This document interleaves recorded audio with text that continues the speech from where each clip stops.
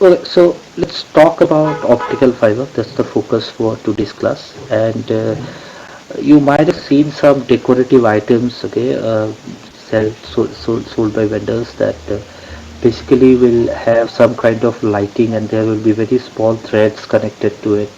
And those threads are more or less giving out the light. Those threads are actually nothing but optical fibers. These are actually very narrow tubes, okay.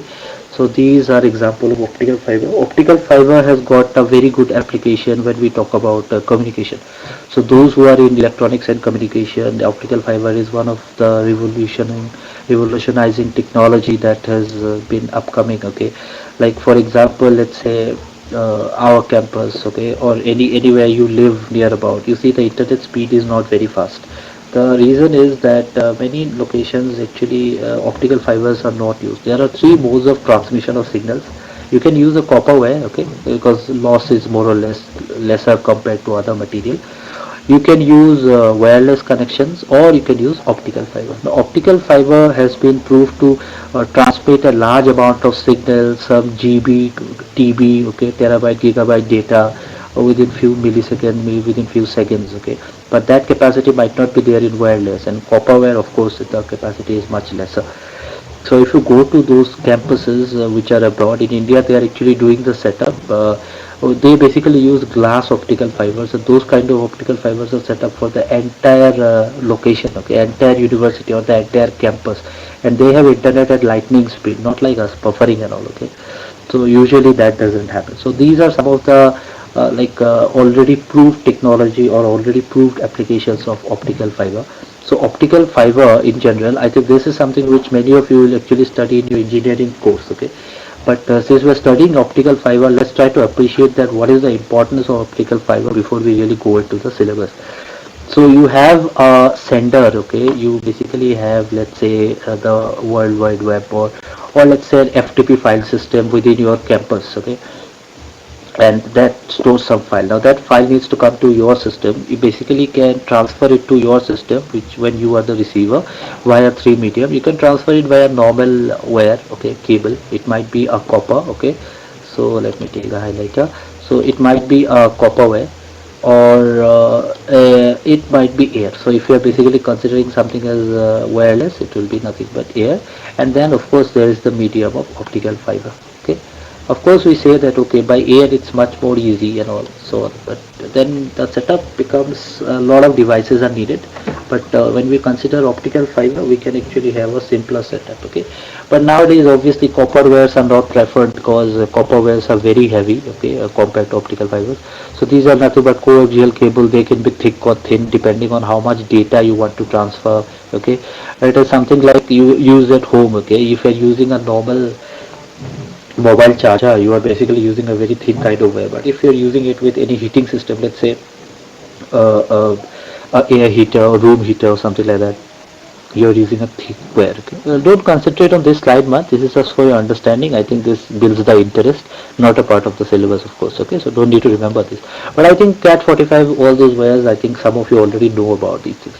In optical fiber there are different modes of transmission, which is called multiple mode and single mode. So if you want to send lesser signals, single mode is fine. But if you want to send more and more signals, if you want to transfer more and more data, multi-mode is definitely more beneficial. There are some benefits of wireless also, but then the main problem is it is short range, okay. We are not considering a range, let's say within a 5 or 10 kilometers. If you want to go beyond that, then definitely we can say that this is actually a short range, okay. It can be a medium range, okay. So you basically have it as a line of sight. So if there is any kind of disturbance in between, okay, then the signal might not get transmitted, okay. So line of sight is a very important term, especially when we talk about uh, let's say something like a flight which is taking off, and there are signals which are sent. The line of sight should be more or less clear. And then of course the satellite. So if you are receiving your TV signal, and all these things are done by satellite. But let's just leave these things aside, because our aim is to study optical fiber. We're not going to go for this, okay. So what is optical fiber usually is basically nothing but you can say a practical manual setup, and it used to send informations through optical medium. So we are basically having an optical medium. What do you mean by optical medium? I think this is all clear to us. We can actually consider something like via an IR radiation or a UV radiation. These light waves that we are considering or the electromagnetic waves that we are considering actually can carry a lot of signal. Okay, you can have an encoder and a decoder to decode the signal and then encode the signal at the end where it's supposed to be sent, and you can have a decoder at the other end to decode it and give you the exact output. Okay, if you are more technical, you know, heard about something which we call packets. Okay, so packets of information can be transferred. So it uses the principle of total internal reflection. Okay, so enough of communication in computers. We are going back to physics now, and we are talking about total internal reflection. So total internal reflection is something which you are going to come across, but this is the principle. So this is one of the important question in optical fiber. What are optical fibers? What is the principle on which it works? So the principle on which it works is total internal reflection. Okay, so this total internal reflection we can actually take it. Okay, so okay, I have taken a wrong background, finding it difficult to find the marker. Okay, so then what happens is modulated light transmissions are used to transmit the signal. So we basically have a modulated signal. Okay, so I hope you remember this. Even if you don't, I think you might study this in future. We basically have something which is called amplitude modulation, frequency modulation and all. Okay, to send the signal in a better way. So these kind of modulated signals are sent to this. Okay, so very simple. So if you look into this particular animation, okay, or actually it's a GIF image, what happens is if you are going to change the angle, you see the signal gets transferred. Okay, so this is just a simple example. Okay, because see, in reality it's not that you will be having a straight fiber, so then you can directly straight send it through any kind of tube, right? That is not not the correct way, because what happens is in reality there will be a lot of bending. So if there is bending, you still want the signal should not get lost, it should get reflected and actually go to the other end. So for that case, even if we change the angle, it is going to get reflected and be within the system. So this animation actually talks about this. Okay, so I think this is a very simple thing. Okay, let's go to this principle now, which is called the total internal reflection. Before I read out the sentences, maybe I can just tell you this in brief. Okay, so what happens is, let's just look into the image now. I think this is more simpler if you look into the image. So what happens is you have got the ray of light. So you have got the ray of light, and then you have got two mediums. So this is a denser medium, this is a less dense medium. Now the less dense medium might be air. Okay, or might be something which is less dense compared to the more dense medium. For example, you might have something like water. Okay, or you might have something like glass, and so on. So if you have something, a ray of light going from water to glass, what is happening is the ray of light which is coming out will bend away from the normal because of the laws of refraction that we already know. Okay, depends on the velocity and the refractive index, of course. And then this I, that means the angle of incidence, is less than the critical angle. We'll come to what is critical angle. What happens at critical angle is that if you are actually having the angle of incidence at critical angle, that means that I should be increased. Okay, so we will keep on increasing I. I is less than critical angle. This is the case which we observe in our day-to-day life. But then if we actually keep on increasing this, what happens is this actually becomes the critical angle. So if this becomes the critical angle, a situation arises when the ray of light will not be refracted, but it will be along the surface. So it will be along the surface making an angle of 90 degree with the normal. So it will be making an angle of 90 degree with the normal. Okay, and does it mean that here in this case also, I'd like to explain this, does it mean that all the ray gets refracted? The answer is no. Some of the ray also gets reflected, but then that is partial, because if you look into let's say a window pane, okay, and there is some brightness outside and there is some brightness behind you also, so definitely you will see a partial image of yours. So that is the reflected one, and the other part, the remaining part gets reflected and goes outside. So in critical angle, what happens is it actually throws along the surface, exactly along the surface. So this makes an angle 90 degree, and then if this angle is increased further, so that means this angle is increased further, and then we increase it beyond the critical angle. Okay, we increase it beyond the critical angle, a situation arises when the ray of light gets reflected totally into the same medium. So this is actually total internal reflection. Okay, so what happens is that you might say, okay, that mirror works, basically that will always give you a reflection, but we are not talking about mirrors here. Okay, we are talking about a interface where there is a difference in the refractive index between the two mediums. So we have a point, or we have an angle of incidence at which the entire ray is refracted into the other surface. Okay, so what happens is total internal reflection basically takes place at the boundary between two transparent media. Okay, two transparent media, when the ray of light in a medium of higher refractive index approaches the other medium. Okay, so other medium at an angle of incidence. So I don't think I need to explain this, I've already told you this. And then if we consider something like water air, so maybe this part is water, okay, this part is water and this part is air. What should be the critical angle? So if we consider for a water air system, okay, so we consider for a water air system, the critical angle is 48.5 degree. So it will vary from system to system. So if we have it at 48.5 degree, you will see that all the ray will basically get coming back to the same surface. How does it work? I don't know if you have seen these images or not, but you know there's swimming competitions. Like let's say, let in any Olympic game you can consider. If there is someone who is holding a camera underwater, and he actually is at a certain angle, he will see that there are two images of the swimmer. So there is an image which is reflected also. That is actually nothing but the total internal reflection that happens. Okay, so that is possible.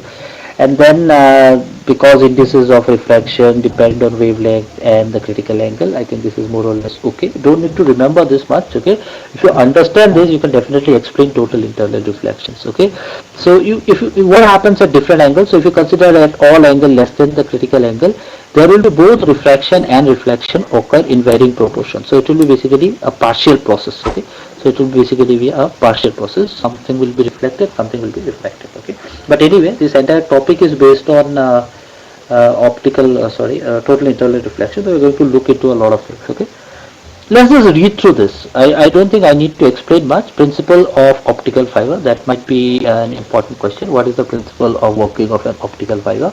And this also has a definition of optical fiber as such. So what is this? Optical fiber cables are highly transparent. So they are transparent, okay, more or less transparent material. Many optical fibers are made up of glass, and of course different more purified, better uh, plastic material. But plastic materials are more or less durable. But if we have so much of wear and tear on the roads, definitely the glass optical fiber are not preferred. So it basically depends on where it is used. So if probably it's a university campus, we can still use it. But on roads and all, on ways and all, I think probably this will be more dangerous. Okay? It might not be.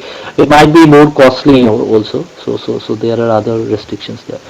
Cylindrical conduits for light. So basically it's a cylindrical shape, and then you can actually allow the light to actually travel through it. These cables are usually formed of two materials. So there are two different materials of which it is formed, because you need a region of higher refractive index and a lower refractive index. The signal which goes in, it doesn't interact with air. So we cannot actually consider the refractive index of air. There should be two different materials within the optical fiber having two different refractive index. So this is what is called core and cladding. We are going to come into that. So this will actually create an optimal waveguide. Okay, it will create an optical waveguide for transmitting light. So I think this slide is more than enough for explaining in your exams, okay, what is optical fiber and what is the principle.